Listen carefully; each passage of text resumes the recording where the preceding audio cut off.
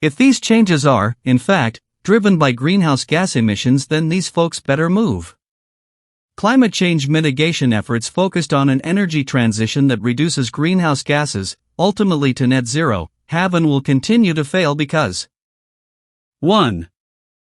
Fossil fuels still provide roughly 80% of global energy consumption and energy demand continues to rise.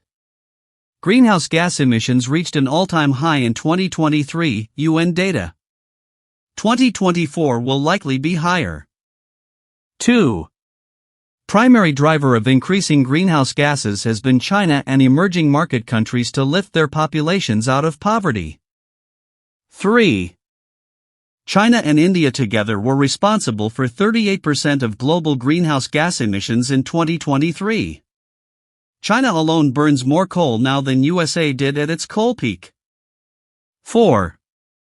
With emissions far above the Paris Accord goals, the world is on course for at least 1.5 degrees Celsius of warming. 5.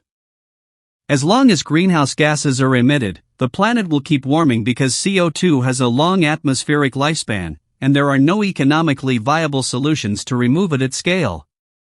Easily 25 to 50 more years of warming. 6. Historical and per capita emissions are irrelevant. All that matters to warming is total future emissions. 7. Given USA is only 11% of total greenhouse gases, reducing our emissions alone is effectively immaterial to the future.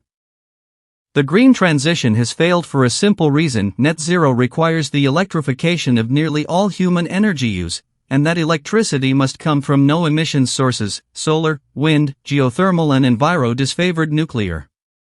Electrifying everything humans do with energy is an incredibly daunting task, and doing so with intermittent wind and solar energy makes it economically and practically difficult. The USA is such a small emitter now that even a large further reduction in our emissions, say 20 to 40%, would not materially change the fact that the globe is way above net zero.